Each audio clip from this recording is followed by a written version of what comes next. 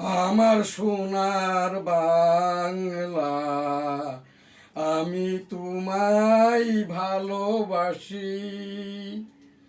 চিরদিন তোমার আকাশ, তোমার বাতাস আমার প্রাণে, ও মা আমার প্রাণে বাজাই বাঁশি সোনার বাংলা। ও মা ফাগুনে তোর আমের বনে ঘ্রাণে পাগল করে মরি হাই হাই রে। ও মা অঘ্রাণে তোর ভরা খেতে আমি কি দেখেছি মধুর হাসি সোনার বাংলা। কি শোভা কি ছায়া গো, কি স্নেহ কি মায়া গো, কি আসল বিছায়েছ বটের মূলে নদীর কুলে কুলে। মা তোর মুখের বাণী আমার কানে লাগে সুধার মতো, মরি হাই হাই রে। মা তোর বদন খানি মলিন হলে, ও মা আমি নয়ন জলে ভাসি সোনার বাংলা। আমার সোনার বাংলা, আমি তোমায় ভালোবাসি। জয় বাংলা। আসসালামু আলাইকুম। NSTV বঙ্গবন্ধু ডিজিটাল স্টুডিও, এখন নিউজ স্টার ভবন, NSTV স্টুডিও। আজ 24 এপ্রিল 2026। এই রকমই মাসে 1971 সালের বাংলাদেশের মুক্তিযুদ্ধের নায়ক এবং এক অংশের ঘোষক বঙ্গবন্ধু শেখ মুজিবুর রহমান 7 মার্চ 1971 এবারের সংগ্রাম মুক্তির সংগ্রাম, এবারের সংগ্রাম স্বাধীনতার সংগ্রাম। জয় বাংলা, ইনশাল্লাহ। আসসালামু আলাইকুম। জিয়াউর রহমান সাহেব, I am major Ziaur Rahman, declared there on behalf of Bangabandhu Sheikh Mujibur Rahman, Bangladesh is independence. জয় বাংলা, আমার সোনার বাংলা, আমি তোমায় ভালোবাসি। আমাদের সেই আমি 1971 সালের রণাঙ্গনের 265 দিনের মুক্তিযোদ্ধা। এই যে রব্বনগা বেনাপোল যে রণাঙ্গন, এই জায়গাটি ছিল আমার নানার, এখন আমাদের আর কি। এই আমাদের সেই আমি এম শাহজাহান আলী গোলদার 1971 সালের রণাঙ্গনের 265 দিনের মুক্তিযোদ্ধা, MFF শ্রেষ্ঠ শাহজাহান আলী গোলদার, 8 নম্বর সেক্টরের সেক্টর কমান্ডার মেজর মঞ্জুর রহমানেরই নামকরণ। খান সেনাদের, মিলিটারিদের, রাজাকারদের গন্তব্য গোলাগুলির স্থান। এই যে দেখে গাছে উঠে দেখার জন্যে আমার বাইনোকুলারও দিয়েছিল মেজর মঞ্জুর রহমান। আমার লোকাল মুক্তিযোদ্ধা কমান্ডার ছিলেন মরহুম সংসদ সদস্য সাবেক আলী কদর সাহেব।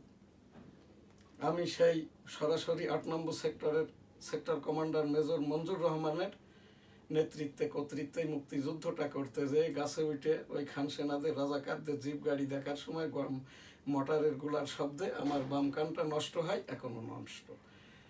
গত বছর ফেব্রুয়ারি মাসে ঢাকাস্থ CMH বলে দিয়েছে আমার এই কানটি আর ভালো হবে না। CMH-এ চিকিৎসা পাওয়ার যোগ্যতা আমার মেয়েটা ডাক্তার সুমাইয়া, মেয়ের জামাই ছেলেটা লেফটেন্যান্ট কর্নেল জাহিদুল ইসলাম, আমার ছেলেটা এই যে অনুষ্ঠান পরিচালক হাফেজ মাওলানা শাহজালাল গোলদার। তো সেই মেজর মঞ্জুর রহমানই আর কি আমাদেরকে গ্র্যান্ড স্যালুট শিখিয়েছিল, ইন্না লিল্লাহে ওয়া ইন্না ইলাইহি রাজিউন। 1971 সালের রণাঙ্গনের বীর মুক্তিযোদ্ধা, স্যালুট তোমাকে, লাল সালাম। জয় বাংলা, আমার সোনার বাংলা, আমি তোমায় ভালোবাসি। সেই 265 দিন অর্থাৎ 1971 সালের 26শে মার্চ হতে 1972 সালের 22 ফেব্রুয়ারি পর্যন্ত ভারতীয় রিফিউজি ক্যাম্পে ছিলাম। ওখানেই ইন্দিরা গান্ধী বলেছিল রিফিউজি ক্যাম্পে, ও जो लोग জয় বাংলা का मुजीबार का देश का इधर आ गया और जो भी आने वाला है बिल्कुल को आने दे। ওই জয় বাংলা কা মুজিবার কা দেশ কা আদমি কো রানে খানে দেখভাল ইন্ডিয়া করেগা। ওই রকমই 1974 সালে দুর্ভিক্ষের সময় বঙ্গবন্ধুকে দেখেছিলাম। এই যে ছবি আমি দেখাইতেছি, ওই যে বাচ্চা ছেলেটাই আমি 1971 সালে, আমার বয়সটা তখন 9 সাড়ে 9 প্রাইমারি স্কুলে পড়তাম। যেহেতু বেনাপোলটা মুক্তিযুদ্ধের রণাঙ্গনটাই বেনাপোল, এই জন্যেই আমার সৌভাগ্য আল্লাহ তাআলা দিয়েছে। তো এই ছবিটা ওই আমরা সেই 7 ডিসেম্বর যশোরটা স্বাধীন হয়, তখন স্লোগান দিতে দিতে আমরা ওই যে যশোর কলকাতা রোড ধরে, আমার বাড়িটা রণাঙ্গন থেকে যশোরের দিকে 2.5 kilometre, Benapole city, Goldas city, hotel Benapole আবাসিক, গোলদাস সিটি জামে মসজিদ, ওই যে যেটা বেনাপোল স্থল বন্দর, Benapole custom house, Benapole port থানা, এগুলো তো দক্ষিণ দিকে, আমার গোলদাস সিটিটা উত্তর দিকে। তো আমাদের স্লোগানটি ছিল তোমার দেশ আমার দেশ, বাংলাদেশ বাংলাদেশ, তোমার নেতা আমার নেতা বঙ্গবন্ধু শেখ মুজিব, শেখ মুজিব জয় হোক বঙ্গবন্ধুর জয় হোক, জয় হোক শ্রীমতী ইন্দিরা গান্ধীর জয় হোক, জয় বাংলা, আমার সোনার বাংলা, আমি তোমায় ভালোবাসি। 13তম জাতীয় সংসদ নির্বাচনের আগে আমি 1977 সালের জিয়াউর রহমান সাহেবের হানা ভোটের পুলিং এজেন্ট ছিলাম, বৈষম্য হয়েছিল। এরপরে তো আর কি বঙ্গবন্ধু 1975 সালে কিল হওয়ার পূর্বে 73 সালে খন্দকার মুস্তাকের কনস্পেসিতেই আর কি কুমিল্লা থেকে একটি মাত্র ব্যালট বাক্স ঢাকায় আনে। মুস্তাক কিন্তু জিতেছিল। বঙ্গবন্ধুকে কিল করার পূর্ব পরিকল্পনা মুস্তাকের বহু পূর্ব থেকেই ছিল। যাই হোক আর কি, যে কথাটি এখন বলা হয়, আমার এখানে প্রশ্ন নয়, উপস্থাপনাও নয়, আমার জানা মতে মুস্তাকের ওই ব্যালট বাক্স বাদে আর কোথাও কোনো ভোটের র্যাগিং হয়নি 1973 সালে। তারপরেও এটা বৈষম্য। 86-88 সালে এরশাদের 3য়-4র্থ জাতীয় সংসদ নির্বাচন বৈষম্য হয়। 5ম জাতীয় সংসদ নির্বাচন এই যে এরশাদ পতনের পর সুষ্ঠু সুন্দর নির্বাচন হয়। এর আগে তো বঙ্গবন্ধু সরকার প্রধান হিসাবে সংসদে গমন করে। তার আগে আর কি 2টি মাত্রই ব্যক্তি দেশ হওয়ার আগে রাষ্ট্রপতি, ইয়াসির আরাফাত, যেটা নিয়ে ইস্তেগফার দোয়া আমি 87 সাল থেকে করে থাকি ফিলিস্তিন নিয়ে, আস্তাগফিরুল্লাহ আমিন। আর বঙ্গবন্ধু 17 এপ্রিল 1971 মেহেরপুরের রমনকানন হতে এদেশের রাষ্ট্রপতি নির্বাচিত হন। 72-75 সরকারের এই বঙ্গবন্ধু 74 সালে রাষ্ট্রপতি নির্বাচিত হন, বাকশাল গঠন করেন এবং এই যে রক্ষী বাহিনী করেন, স্বরূপ বাহিনী।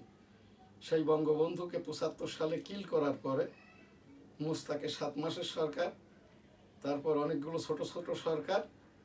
এরপরে 91 সালে আর কি দ্বিতীয় ওই যে জিয়াউর রহমান সাহেবের হানা ভোটটি ছিল প্রথম পিপুল কনসেনসাস ভোট। দ্বিতীয়টি হয় এই যে রাষ্ট্রপতি শাসিতর পরিবর্তে মন্ত্রী পরিষদ শাসিত সরকার ব্যবস্থার জন্য 1991 সালে। মেয়াদ বিএনপি শেষ করতে পারে নাই। 96 15 ফেব্রুয়ারিতে আবার একটি নির্বাচন দেয়। সেই নির্বাচনে আমি প্রার্থী ছিলাম। 15 ফেব্রুয়ারি 1996 ন্যাশনাল কনস্টিটিউয়েন্সি 85 যশোর 1 হতে আমি জিতেছিলাম, কিন্তু 2 দিন পর ঢাকা থেকে বিএনপি প্রার্থীকে জিতিয়ে দেওয়া হয়। ওই সেই 1996 সালেই 6ষ্ঠ জাতীয় সংসদ নির্বাচন 15 ফেব্রুয়ারি। এরপরে ওই বৎসরই মে মাসে 7ম জাতীয় সংসদ নির্বাচন হয়। 96 2001 আওয়ামী লীগ জেতে। এরপরে আবার 2001 হতে 6 বিএনপি, মঈনুদ্দিন ফখরুদ্দিন 90 দিনের কথা বললে অবৈধ 2 বছরের সরকার। এরপরে আর কি এই যে 8ম 9ম জাতীয় সংসদ নির্বাচন, এইটা ছিল এই 2008 সালে আর কি। এখানটাও ভোটটা ভালো হয়। তখন আবার একটি পরোক্ষ পিপুল কনসেনসাস ভোট হয়। এই যে অন্তর্বর্তীকালীন সরকার, একটা তো গেল এই রাষ্ট্রপতি থেকে এই যে প্রধানমন্ত্রী শাসিত, এরপরে হচ্ছে এই প্রথমটি বঙ্গবন্ধুর, দ্বিতীয়টি, তৃতীয়টি আর কি তত্ত্বাবধায়ক সরকারের মাধ্যমে নির্বাচন। সেই নির্বাচনে আওয়ামী লীগ জেতে। এরপরে 9, 14, 18, 24 ভোটের 12টা বাজে।